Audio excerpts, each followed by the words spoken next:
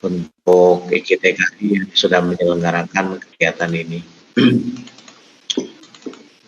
Terima kasih ini untuk semuanya ya, dan puji syukur kehadirat Allah SWT kita bisa kegiatan ini terselenggara dengan baik pada kesempatan kali ini. Salam serta salam semoga tetap dilimpahkan ke Nabi Allah Muhammad SAW. Bunda yang kami hormati, ini Ketua IGTKI Kabupaten Malang beserta aku segenap pengurus IGTKI di Kabupaten Malang tingkat kecamatan juga. Terima kasih sebagai organisasi mitra yang terus berkontribusi untuk bagaimana penyelenggaraan PAUD di Kabupaten Malang lebih maju lagi. Juga yang kami hormati rekan-rekan, teman-teman dari narasumber yang bisa saya lihat di undangannya, temanya kan tentang pelaporan tahap 1 untuk nanti online, terus penyusunan RKS, terus ada belajar tentang siplah ya. Jadi begini, saya tidak membuat materi khusus, tapi intinya sebenarnya ada 3 poin yang perlu disampaikan dan perlu menjadi perhatian kita semua. Bunda-bunda, panda-pandanya, mungkin juga ada tadi ini ada Bapak Ibu penilik ya. Penilik mungkin ada pengawas juga. Oh ya, ini ada Bunda Iin ya, sudah hadir. Tadi ada penilik pengawas. Terima kasih atas dikasih kontribusinya selama ini, karena kita itu gerakannya Masya Allah ya. Setelah kami pikir-pikir dan kita beberapa kali rapat di Dinas Pendidikan, ternyata bidang Paudikmas ini adalah lembaganya yang paling giant, paling banyak. Kalau SD nggak nyampe 1.200-an lah negeri swasta. SMP hanya 350-an. Lah, Paudikmas ini 1.750 kurang lebih. Sekarang tembus PAUD-nya saja yang KB TPA SPS Teknya itu 1.704 kalau nggak salah. Itu hasil cut of the Podik. Nah, oleh karena itu ini nggak bisa kita garap hanya oleh dinas, nggak bisa kita garap secara parsial, tapi ini kontribusinya semuanya. Ya, mulai dari ibu bapak tenaga pendidik, masyarakat pemerhati PAUD, pemerintah desa, pemerintah kecamatan, semuanya bapak ibu penilik, pengawas ya. Apalagi kita jumlah pengawasnya yang tinggal berapa, 8 kalau nggak salah. Ini mudah-mudahan nanti ada tambah untuk pengawas. Nah ini semuanya berkontribusi untuk pendidikan PAUD.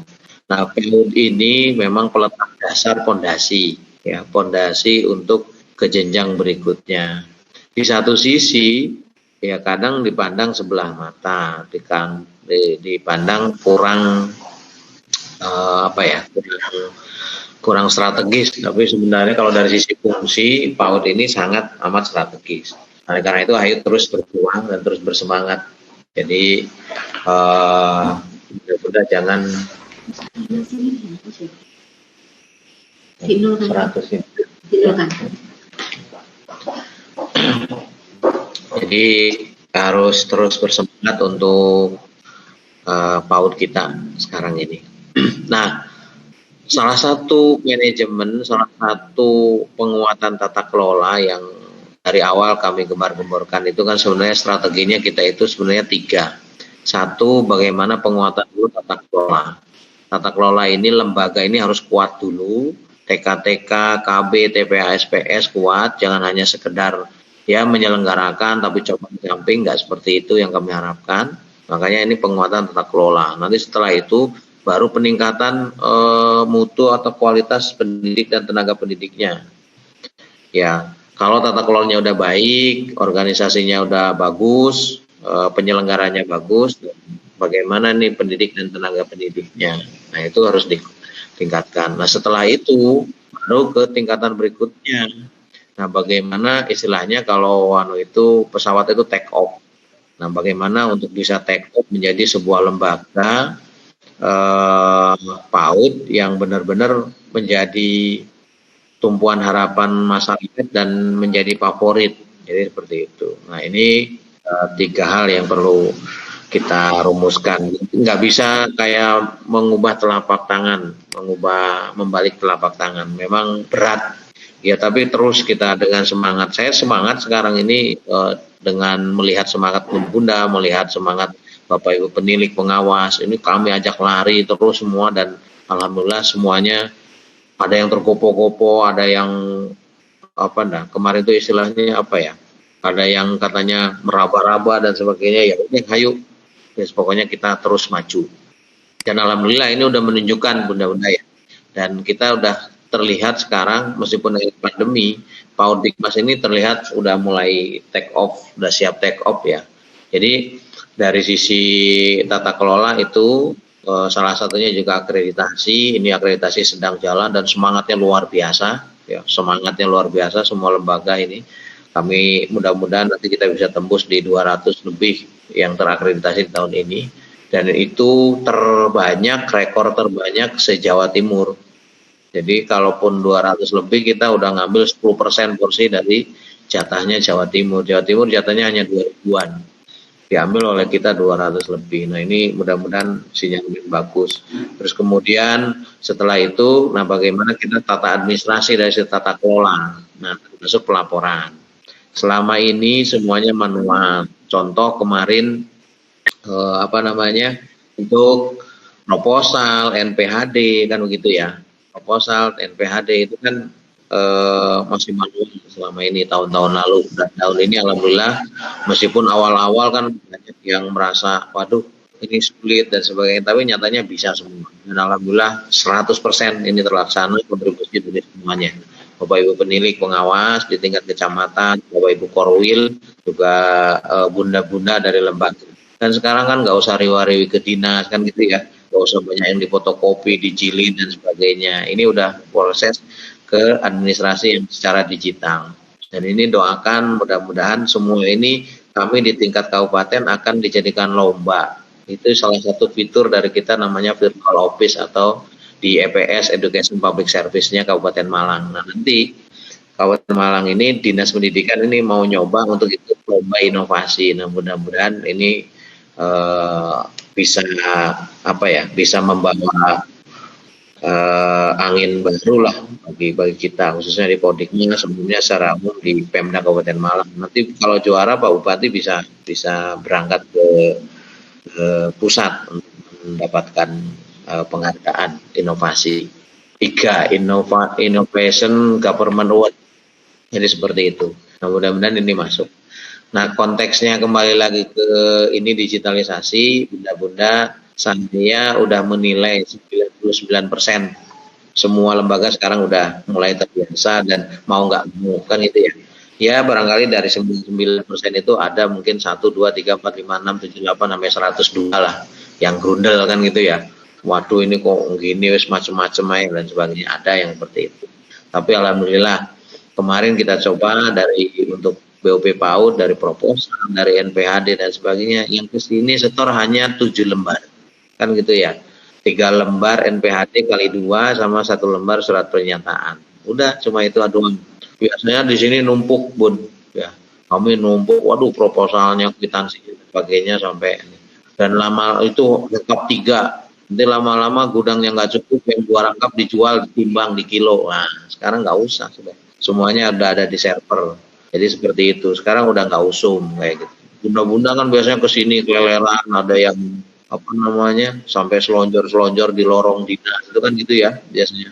Yang langganan itu biasanya Lawang sama Singosari itu loh. Siapa loh? Bunda siapa itu biasanya?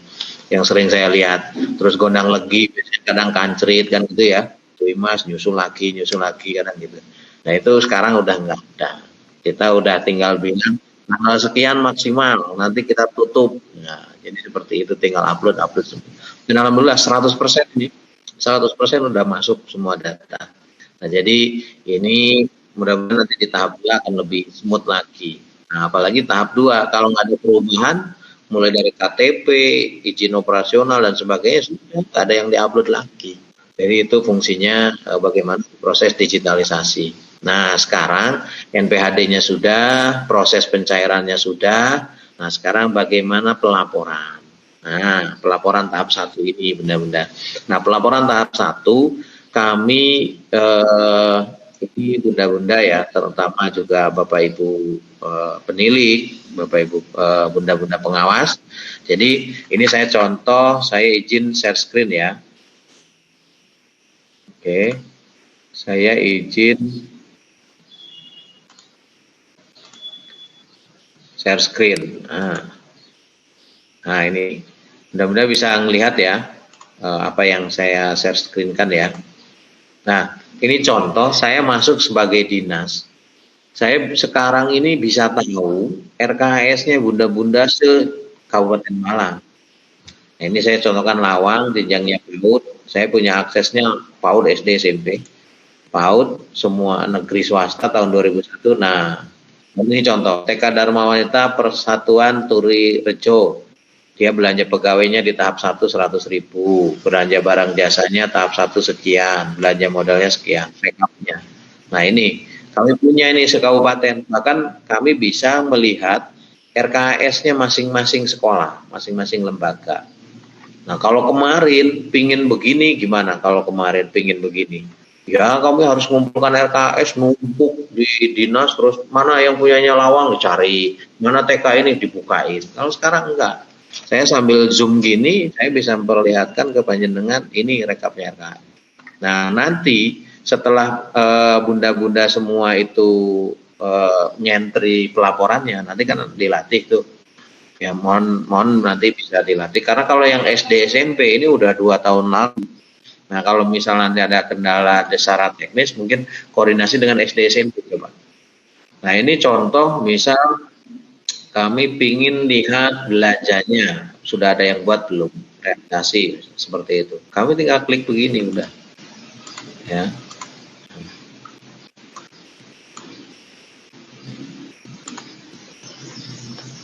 Oke, sini kami lihat realisasinya.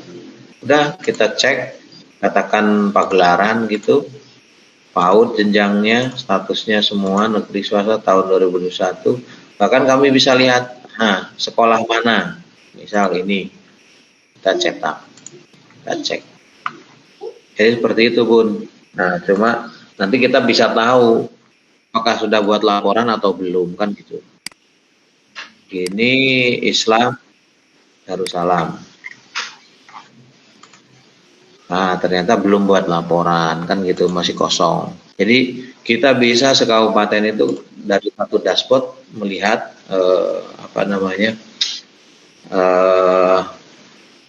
hasil laporan-laporan yang bunda-bunda.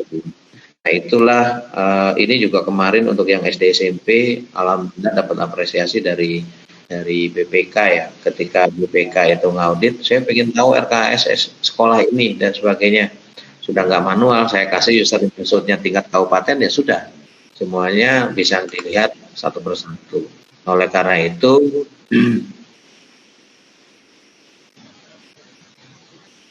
jadi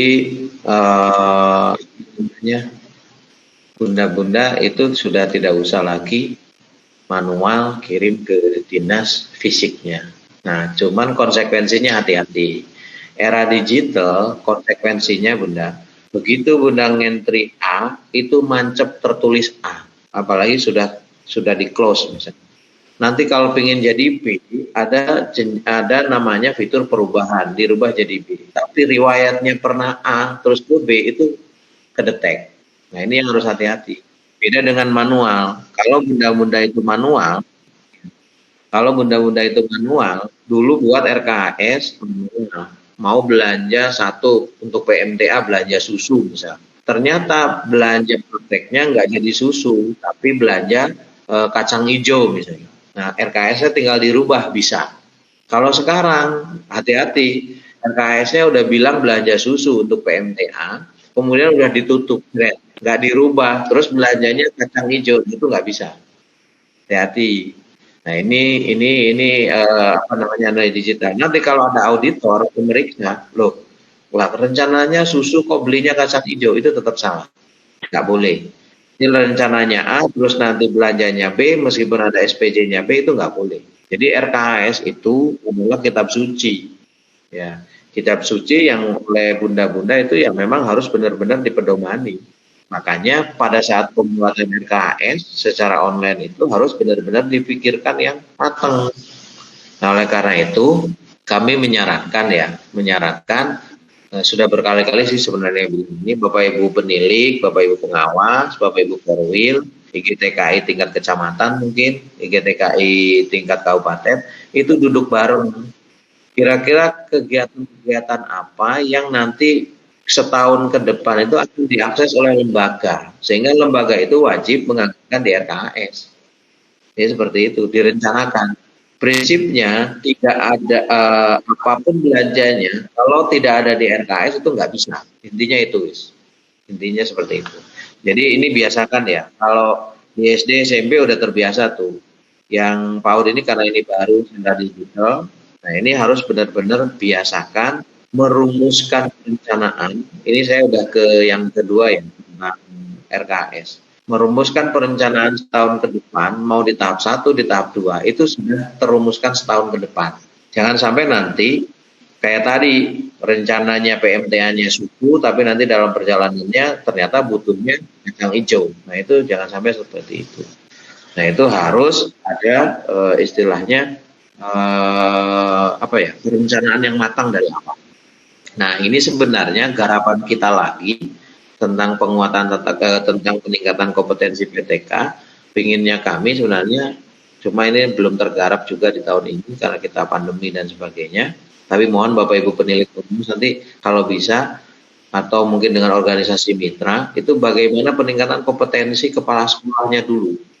Nah, saya sering bilang perencanaan RKAS itu atau RAPBS yang di sekolah itu tergantung visi misi seharusnya inline. Nah, visi misi ini siapa yang merumuskan? Merumuskannya tim, tapi harus ada karakteristik leadernya atau kepala sekolahnya yang memang benar-benar punya konsep ke depan itu apa. Nah, jadi ini juga harus digarap. Cuma kami terus terang belum bisa ya. Tapi kalau misal Bapak Ibu penilik pengawas mau merespon ini, jadi sebelum menyusun KTSP, sebelum menyusun RKS dari sisi pembiayaan, KTSP dari sisi kurikulum dan sebagainya, harusnya digarap dulu kepala sekolahnya. Kepala sekolahnya ini kan manajer, leader. Nah, leadernya ini brainwash dulu atau buka open mind dulu, mindsetnya dibuka. Nah, dia itu kira-kira punya konsep apa untuk pengembangan lembaga ini. Kalau konsepnya adalah lembaga ini punya inovasi di bidang apa, masukkan ke dalam visi. Nah, visinya menurut saya, visi itu maksimal 2 lah, jangan banyak-banyak. Jadi visi itu kalau bisa terukur. Menciptakan apa, boleh lah, menciptakan generasi yang madani, yang bla bla bla boleh. Dan menjadi sekolah apa? Oh, sekolah saya basisnya lingkungan. Ya sudah, berarti visinya lingkungan, maka misinya lingkungan. TSP-nya nanti kalau nyusun kurikulum, dia basisnya lingkungan. Maka RKS-nya anggarannya akan mengarah ke anggaran bagaimana mensukseskan keinginan atau visi yang berbasis lingkungan, sehingga RKS-nya jadinya itu, nggak gelambiar, nggak biasa. Kalau sekarang visinya lembaga ini adalah lembaga yang basisnya kesenian, misalnya seni budaya, seni budayanya apa? Seni budaya A, tapi divisi itu tahun sekian ini jadi sentralnya seni budaya A. Jadi juara nasional, juara internasional, dan sentral pengembangan seni budaya A. Udah, maka KTSP-nya itu ya seni budaya ke A itu. Anggarannya RKS-nya, RAPBS-nya ya ke situ. Sehingga nanti peningkatan kompetensi PTK-nya apa? Ya PTK-nya untuk penguasaan seni budaya. Nah ini penting. Ini sebenarnya ruhnya dari situ dulu. Jadi kalau RKS secara umum saya kira mudah-mudahan sudah terbiasa dan itu hanya formalitas, kebiasaannya kan begitu. KTSP juga hanya formalitas biasanya. Nah, ya apa sekarang caranya ke arah yang barusan itu? Nah, ini adalah bagian dari bagaimana skenario tata kelolanya udah kuat, peningkatan kompetensi PTK-nya meningkat, nah nanti baru sudah siap take off tuh. Siap take off untuk menjadi sebuah lembaga yang benar-benar lembaga bonafit. Nah ini penting. Ketika udah bisa merasionalisasi visi misi, terus dijabarkan ke bawahnya, baru komunikasi dengan anak. RKS itu jangan hanya fokus RKS dana BOS, ada dana BOP. RKS itu nanti makanya kalau di sini ya RKS itu ada di depan itu ada namanya RKS dana BOS pusat. Ada RKS dana lainnya. Nah, itu bisa jadi peran serta masyarakat dari SPP misal, dari komite misal, dari sumbangan luar misal. Kalau udah punya ciri khas lembaga itu, saya kira insya Allah lebih payu dan akan diburu oleh warga masyarakat. Nah, tinggal ciri khasnya apa, dianalisa dulu. Nah, ini mohon juga peran serta Bapak Ibu penilik pengawas untuk mengarahkan. Nah, mungkin ya dari 1.700 katakan ada 10 atau 20% yang ready, wis itu aja dulu jalan. Yang punya corak atau khas tertentu. Saya kira nggak bisa kita menggerakkan 1.700 lembaga semuanya punya corak khas, nggak bisa. Yang lainnya pasti masih standar lah. Bahkan ada yang di bawah standar, biarin nggak apa-apa. Nanti itu biar bertumbuh. Jadi seperti itu. Nah, yang ada aja dulu.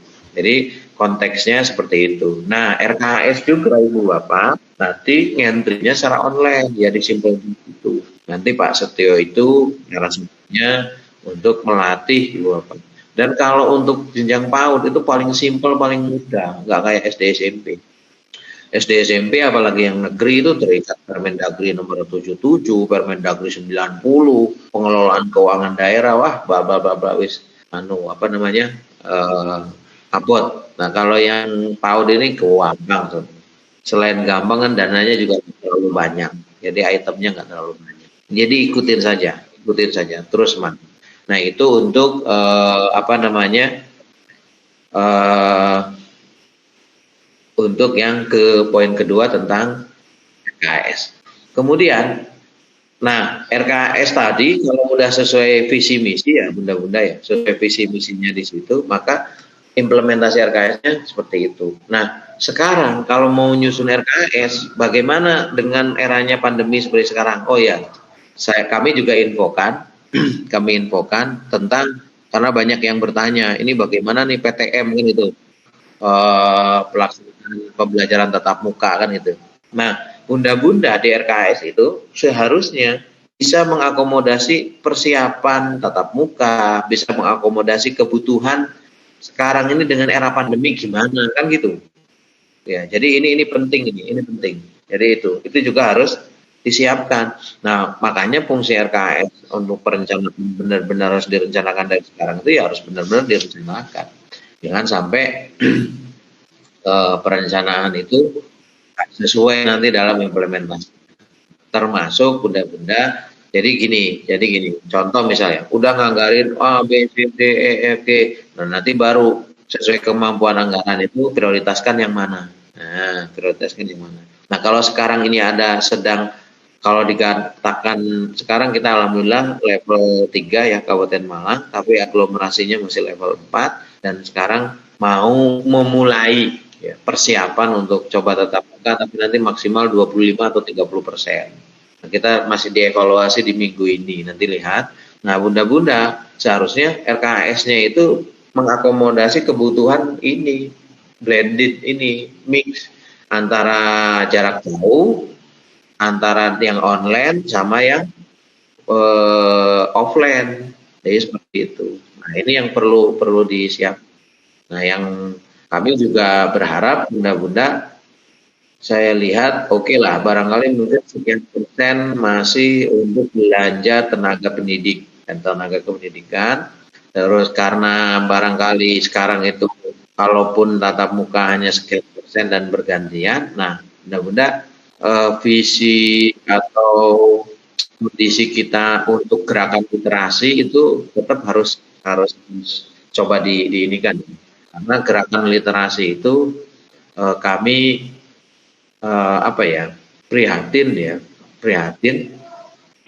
meskipun di lembaga itu memang tidak dianjurkan atau tidak diwajibkan untuk ini tulistung, gerakan literasi itu bisa saja kayak mendongeng gitu ya. Yang mendongengkan itu si tutornya atau si orang tuanya ketika nanti dia lagi ini. Nah, ketika mendongeng itu dia si siswa itu si peserta didik itu akan terangsang pikirannya melalui proses itu. Juga literasi itu mungkin sarananya, buku-buku dongengnya, buku-buku literasinya ya bunda-bunda kalau bisa mengalokasikan di RKS itu harusnya ada. Jadi biar nanti minimal jadi begini, kalaupun terbatas dibawain gantian lah. Sekarang si orang tua wali si A tentang literasi tentang apa? Kapan hari itu barangkali mungkin ada yang tentang wawasan kesehatan, wawasan bencana, tentang wawasan kebangsaan kayak gitu-gitu. Nah, nanti diceritain berdasarkan buku itu sehingga orang tua itu ada panduannya kalau mau nyeritain ke anaknya itu peserta didik. Syukur-syukur peserta didiknya udah bisa baca sendiri. Saya kira sesuai dengan tingkat pertumbuhan dan perkembangan anak. Nah, hari ini wawasan kebangsaan tentang bahas jangan sampai kayak yang viral ya, bahas yang ada di Bhinneka Tunggal Ika itu, ini pohon apa, ini pohon serem gitu, ini kepala banteng tapi bilangnya kepala sekolah kan gitu. Nah, jangan sampai yang kayak gitu itu, ini karena minim literasi benar-benar. Nah, ini yang wawasan kebangsaan kayak gini harus disiapkan medianya. Jadi ini tugas kita, tugas kita beneran. Ini dari awal. Saya nggak bayangkan ya dari awal nggak ngerti tentang Garuda Pancasila, nggak ngerti lambang-lambang itu, nanti bagaimana ke depannya kan gitu. Nah, ini penting.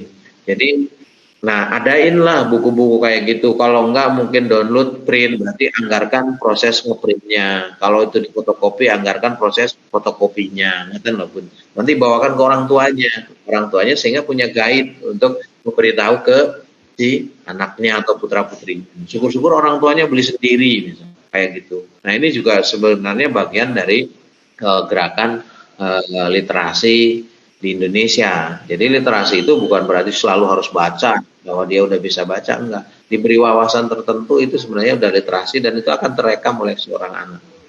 Ya, jadi banyaklah kreativitas bunda-bunda yang paling murah, paling gampang. Menurut saya paling gampang Google, ya kan. Saya cari tentang apa, mungkin di print yang bagus, ya sudah anggarkan berarti kertasnya. Kalau udah punya printer sendiri di print kan gitu. Berapa lembar di strapless, bawakan ke orang tuanya, besoknya giliran, seperti itu. Itu paling simpel. Syukur-syukur kalau bisa beli bukunya, buku referensi, buku pengayaan, ya silahkan. Jadi seperti itu. Jadi itu mungkin juga perlu ya benda-benda. Kemudian yang terakhir tentang pengadaan barang jasa sekolah. Kalau bunda-bunda taunya gampangannya bilang siplah kan gitu ya. Nah, pengadaan barang jasa sekolah ini saya share ya. Sebenarnya Bunda, ini ada di Permendikbud nomor 14 tahun 2020. Nah, ini Permendikbud nomor 14 tahun 2020. Ini tuh pedoman pengadaan barang jasa sekolah oleh satuan pendidikan. Nah, berdasarkan pasal 4 ya. Pasal 4, pendidikan yang dimaksud itu mulai pendidikan anak usia dini. Berarti TPA, SPS, KP, TK itu ya masuk terikat oleh Permendikbud nomor 14 tahun 2020. Nah, oleh karena itu silakan ini dipedomani ya. Nanti kalau belum, saya kira nanti saya share deh, tak kasih ke Bu Han mungkin ya, atau ke Bu Iin di Waslik, nanti disebarkan. Nah, intinya sebenarnya di sini ada 3 tahapan, mulai perencanaan, pelaksanaan, sama evaluasi monitoringnya. Intinya di sini itu nanti ada pelaksana sama penyedia. Nah, proses penentuan penyedia, kalau kita mau fotokopi, siapa yang nanti mau fotokopi. Kalau kita mau beli rujak konsumsi, misal rujak cingurnya siapa? Nah, itu namanya penyedia. Si penyedia rujak cingur itu namanya penyedia. Nah, penentuan penyedia itu di pasal 15 ke bawah, penetapan penyedia itu dilakukan melalui SIPLA. SIPLA itu apa sih? Sistem Informasi Pengadaan Sekolah. Dan ini kalau misal gampangannya kayak Tokopedia, Bukalapak, kayak Shopee, Lazada, kayak gitulah, Blibli, kayak gitu. Jadi di dalamnya nanti ada marketplace. Nah, di dalam marketplace ini nanti banyak penyedia-penyedia. Nah, bunda-bunda harus melek, harus tahu. Nah, penyedia-penyedia yang ada itu ribuan di situ, silakan bandingkan harga, gitu ya. Silakan mengecek penyedia mana yang valid, penyedia mana yang bonafit, yang benar-benar tanggung jawab, hati-hati, ya. Dan ini di udah di apa namanya istilahnya?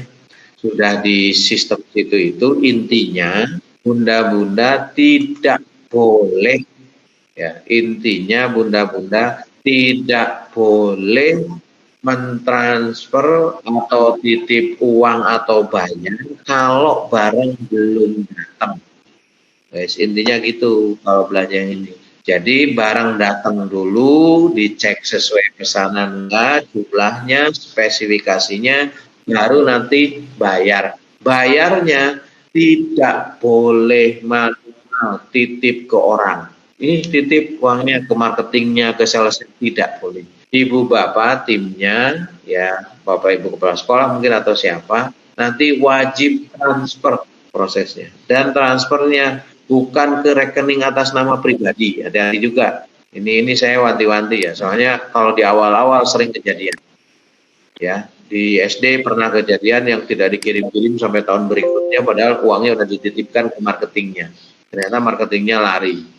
Nah, ini harus hati-hati. Jadi tidak boleh juga nanti kalau di situ transfer ada nama CV atau nama lembaga, atau kalau itu tokonya adalah toko perorangan ya ada nama orangnya yang orang itu punya NPWP dan sebagainya. Ini hati-hati ya. Jadi kalau saya titik tekannya terhadap pengadaan yang melalui Sipla ini adalah hati-hati, pertama jangan bayar dulu sebelum datang barangnya. Semuanya dilakukan online loh Bun. Jadi, kemudian harga di situ termasuk pajak, seandainya ada pajak. Jadi kalau kita beli rujak ada pajaknya, itu harga termasuk pajak, termasuk biaya kirim seandainya memang jauh pengirimannya. Jadi nanti jangan sampai dikirim barangnya terus orangnya biaya kirimnya lain lagi. Nah itu jangan, tak boleh. Jadi itu sudah termasuk biaya kirim. Oke. Kemudian boleh nggak tidak melalui Siplah kan? Nah ini banyak yang tanya nih. Kalau misal sekarang tahap 1 udah belanja ini bla bla bla bla, terus boleh nggak tidak Siplah karena udah belanja, wis. Kalau yang sudah belanja biar, ya kan? Yang belum belanja saja, ya itu. Kemudian nanti ke depan apakah wajib melalui Siplah? Jawaban saya adalah kalau kita memendomani Permendikbud 14, ya kita berpedoman ke situ. Berarti harus melalui Siplah. Bagaimana kalau di Siplah tidak ada barangnya? Berarti tidak usah lewat Siplah. Misal beli rujak, mbok tun, nggak ada di situ ya sudah. Untuk konsumsi itu ya manual saja, seperti biasanya. Misal fotokopi ya manual saja, kan gitu. Jadi seperti itu. Misal item-item tertentu yang nggak ada ya sudah manualnya. Atau di Siplah lebih mahal, ya. Di Siplah lebih mahal, bandingin saja. Di Siplah itu ada ribuan toko. Yang saya tahu, saya belum tahu ya yang versi 2 ini. Tapi kalau yang versi 1 itu ada marketplace-nya aja ada 6. Satu marketplace itu kurang lebih ada 2 ribuan atau jadi ada 12.000 toko. Nah, itu tinggal cari apakah mau nyari yang jauh, nyari yang malam, nyari yang di kecamatannya masing-masing, nyari yang dekat, silakan saja. Yang penting semua proses itu dilalui sesuai aturan. Seperti itu. Nah, apakah boleh tidak melalui Siplah? Kalau sesuai Permendikbud nomor 14 ini hanya 2. Ya, hanya 2 tidak melalui Siplah itu boleh. Yang satu ketika sistemnya trouble Siplahnya. Yang kedua tidak punya jaringan internet. Nah, yang kedua saya kira nggak bisa. Kabupaten Malang semua sudah dianggap bisa jaringan internet. Buktinya apa? Semuanya udah bisa dapodik. Jadi wis ini gugur. Yang kedua trouble. Atau trouble itu gini, misal mau beli rujak untuk PMTA-nya rujak cingur di Siplah nggak ada rujak cingur ya sudah manual. Jadi seperti itu. Jadi itu contoh-contoh tentang Siplah. Nanti lebih detail, lebih teknis, tanyakan ke narasumber gimana caranya mulai ngeklik masuknya dan sebagainya kan gitu. Dan kalau nggak salah masuknya itu SSO, single sign on pakai login Dapodik. Jadi seperti itu. Nah itu mungkin yang bisa saya sampaikan. Untuk selanjutnya saya kira monggo dilanjut ya Bunda-Bunda, terus semangat. Kalau perlu tindak lanjuti setelah inilah, tindak lanjuti. Jadi nanti prakteknya gimana untuk simple bos, pelaporannya tahap 1, bagaimana nanti penyusunan RKS, bagaimana nanti proses pembelanjaan. Terus ditindaklanjuti lah, seperti itu. Saya kira itu mungkin Bunda ya, semuanya semangat. Terima kasih ini atas kontribusinya GTKI, kontribusinya semua pihak, Bapak Ibu pemilik pengawas ya, Bunda-Bunda pengawas, saya ucapkan terima kasih. Dan ini sekaligus membuka atau udah dibuka ya tadi ya? Langsung aja ya.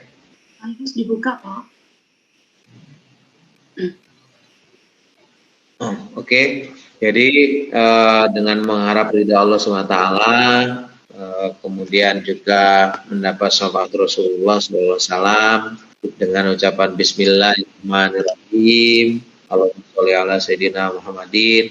Kegiatan webinar pelaporan online dan pelaporan Siplah ini kami nyatakan resmi dibuka pada 9 kali ini. Semoga mendapat ridho Allah dan bermanfaat bagi kita semua. Saya nyatakan dibuka dan dimulai. Oke, semangat Bunda-Bunda ya. Silahkan ikutin lebih lanjut. Saya mohon izin karena nanti juga ada rapat di negara di Malang, di kota dekat alun-alun Pemdasarnya. Dan ini juga nanti tentang tentang penilaian pencegahan stunting di Kabupaten Malang. Ya, salah satunya kan keterlibatan Bunda-Bunda PAUD. Nah, kalau ada yang masukkan kegiatan-kegiatan apa yang sudah dilaksanakan tentang parentingnya stunting atau tentang pencegahan stunting, nah silakan japri aja ke saya di WA. Foto-fotonya mungkin atau kegiatan-kegiatannya apa dan sebagainya. Khususnya yang 2020, ya, yang 2020. Kami minta input masukannya. Oke, mungkin sudah cukup. Dari saya, terima kasih, mohon maaf, terus semangat, ya, dilanjut. Bila taufiq wal hidayah, assalamualaikum warahmatullahi wabarakatuh. Waalaikumsalam warahmatullahi wabarakatuh. Saya juga izin untuk live ya, nanti